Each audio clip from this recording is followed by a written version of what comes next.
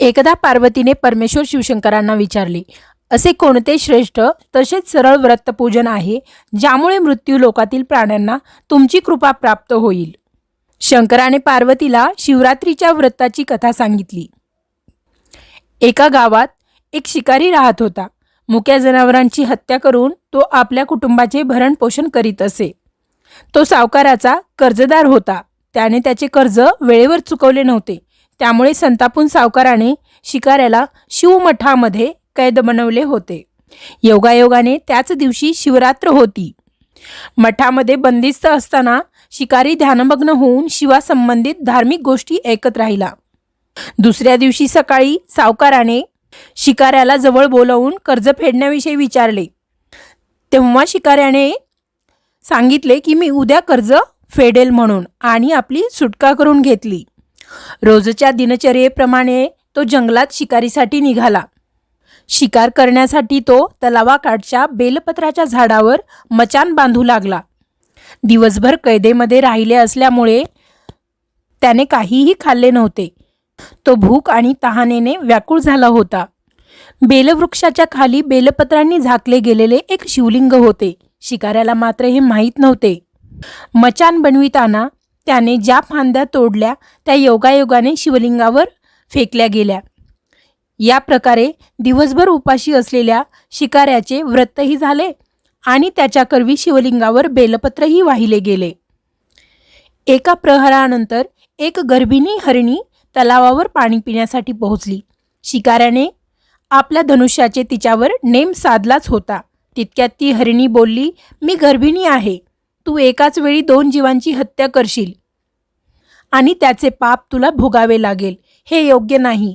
मी आपल्या पिलाला जन्म देऊन लवकरच तुझ्या समोर येईल, तेव्हा तू मला मार. शिकाऱ्याने धनुष्य बाजूला ठेवला आणि हरिणी झाडाआड लुप्त झाली.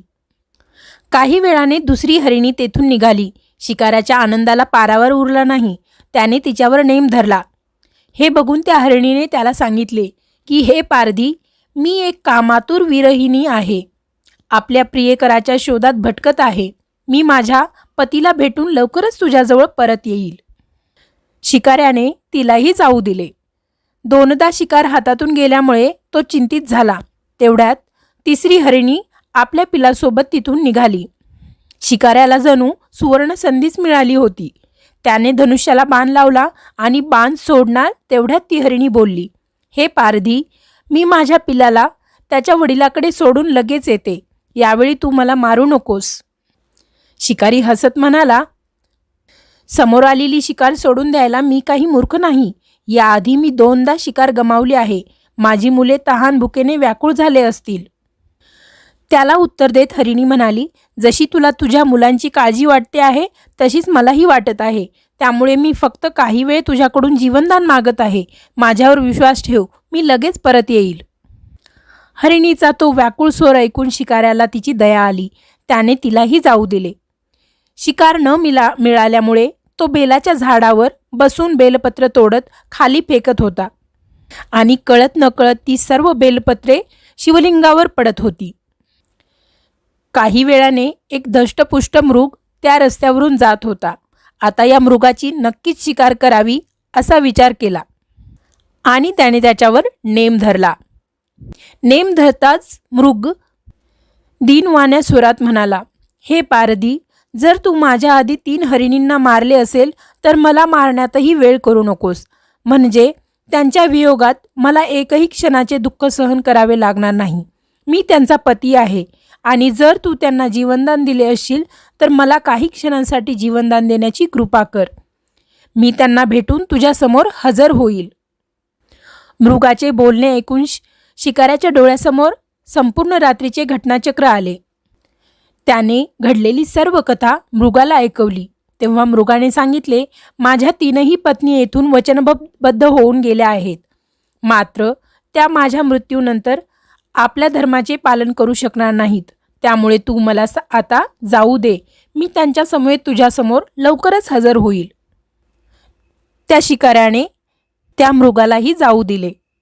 दिवसभराचा उपवास, रात्रीचे जागरण आणि शिवलिंगावर बेलपत्राचे अर्पण या सर्व गोष्टींमुळे कळत न कळत शिकाऱ्याकडून भगवान शिवाची उपासना घडली होती आणि त्या उपासनेचे फळ म्हणून शिकाऱ्याच्या हिंसक हृदयाचे निर्मल हृदयात परिवर्तन झाले होते. शिकाऱ्याच्या हातातून धनुष्यबाण सुटला. भगवान शिवाच्या कृपेने शिकाऱ्याच्या हृदयामध्ये परिवर्तन झाले होते.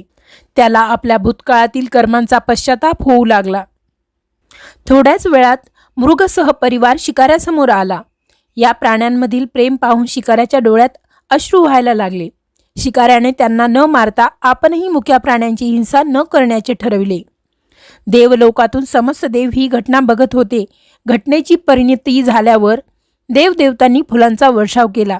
तेव्हा शिकारी तसेच मृग परिवाराला मोक्षप्राप्ती मिळाली आणि शिवाच्या आशीर्वादाने त्यांना जन्मजन्मांतराच्या फेरीतून मुक्ती मिळाली. पारध्यावर आणि मृग परिवारावर जशी शिवकृपा झाली तशी तुमच्या जीवनावर व्हावी एवढीच शिवाचरणी प्रार्थना.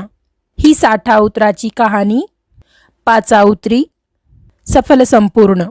श्री शिवाय नमस्तुभ्यम.